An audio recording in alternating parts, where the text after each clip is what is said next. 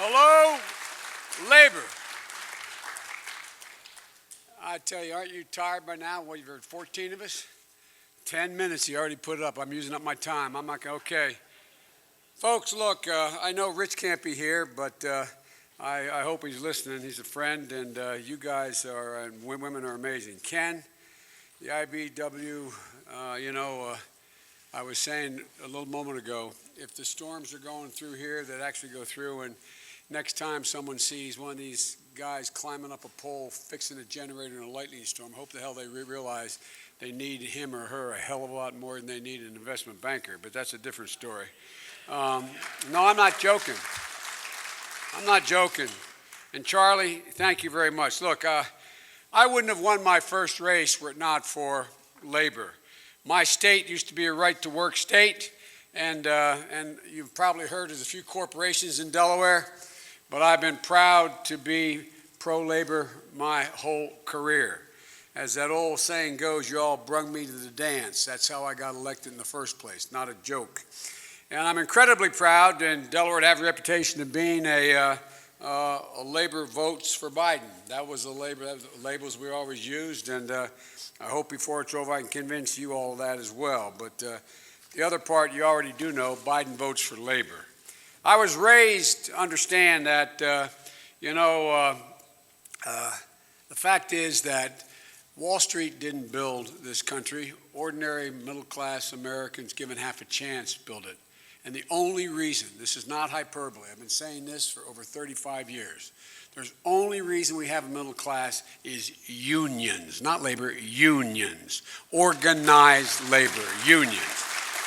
And that's a fact. I know I only got 10 minutes, so let me get right to it if I go through it pretty quickly here, folks. Look, the fact is that you're the reason why we're going to rebuild the middle class. It's been decimated by these policies. You all know it.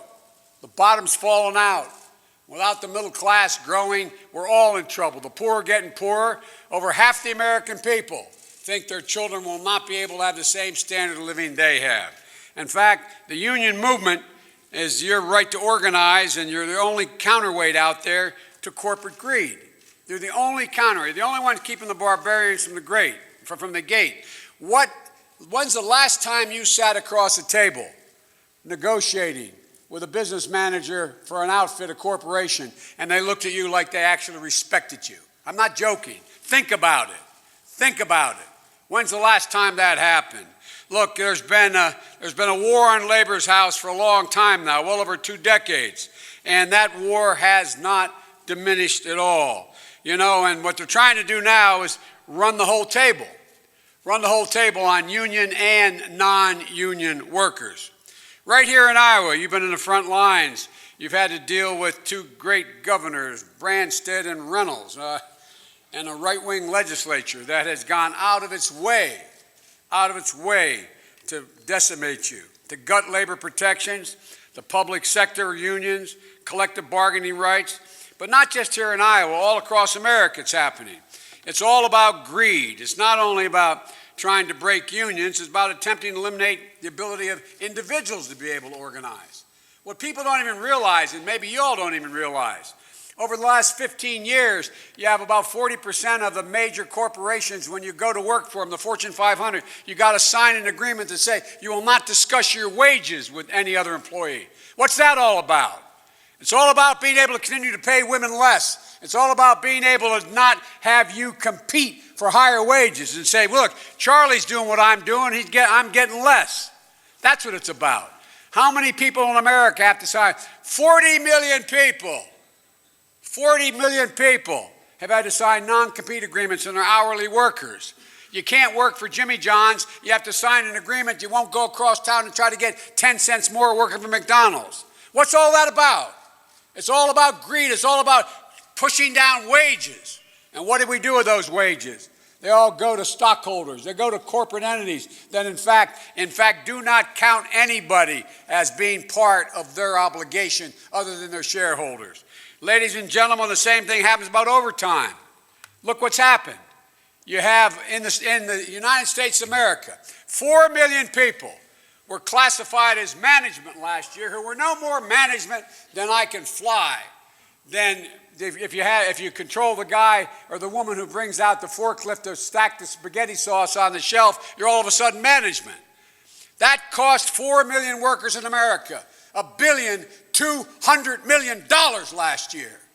It's wrong. It's simply wrong. And here in the state of Iowa, it's cost 266,000 Iowans nearly $600 million a year. So look, folks, the fact is that, things are changing. You know why they're changing? Ordinary Americans are realizing the only reason they have any of the rights they have is because of organized labor. They've been brainwashed. Labor, the Chamber of Commerce and the corporate America 15 years ago started this war on labor's house, convincing them that you were their problem. Now they figured out the only reason they have a 40-hour week, the only reason they have overtime, the only reason they're in a position they have health care is because of American labor. American labor. Ladies and gentlemen, I watched you all on television when in 17, you all ended up going to the Capitol, and you said enough is enough. You haven't given up. Don't give up now because things are coming back. Folks, look, in April, I was in Massachusetts walking a picket line with the United Food and Commercial Workers, along with the Teamsters. You know what they did? We had the Stop and Shop. Their parent corporation made $2 billion that year, and they were cutting health care benefits. But guess what? Not only when I looked along that parking lot with hundreds and hundreds and hundreds of people were there labor people, there are ordinary people who did not belong to a union all of a sudden standing with you because they realize they're in trouble too without you. And folks, look, the fact is you've made some real success here too. You had General Mills in the Cedar Rapids plant, Hilton Garden in Dubuque, and now staffed by proud union members. My time is probably running out, so I got to get to this quickly. Look. Folks, look, as your president, I promise you, I will stand with you. If you look at my record, I've always stood with you and never been afraid to take on the opposition, the corporations, and the big money. When the president asked me to do the Recovery Act, one of the big things they came after was wanting to do away with Davis-Bacon. Davis-Bacon was saved, and we saved your bacon, you saved our bacon, because what people don't understand is not only do you deserve what you get, you are the most qualified workers in the world. You're the best workers in the world. You are trained. You are the best. You save these guys tens of billions of dollars over time because you know what you're doing, and they don't recognize it at all. Ladies and gentlemen, we fought together against right-to-work laws, and, we've kept up the drumbeat of fair pay, fair pay, I should say, and because the American people are owed a raise, we need everybody's for this now, wasn't when I was talking about it, a $15 minimum wage. And look, folks, as Rich would say, one job ought to be enough. One job ought to be enough.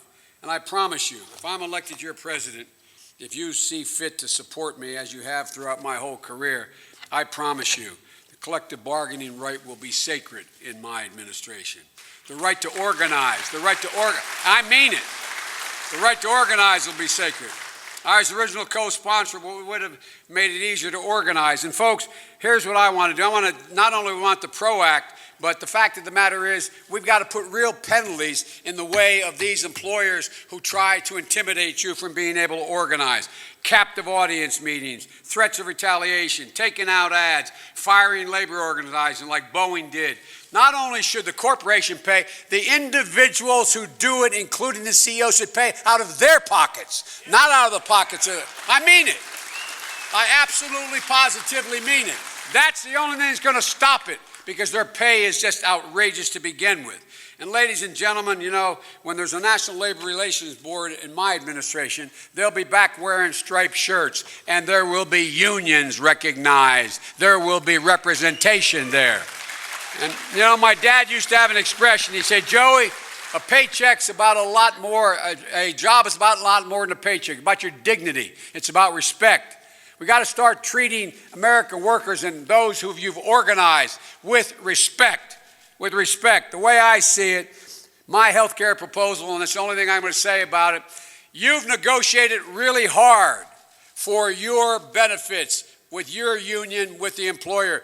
And my plan, you get to keep it. You don't have to give it up. You don't have to give it up. You're able to keep it, and you're able to do what I propose is expanding the health care proposal of Obamacare and provide a Medicaid option, a Medicare option. You'll be able to keep your negotiated plan. You worked like hell. You gave up wages for it, and it's better than many of them are better than the plans that are out there now. So, folks, and I assure you one last thing.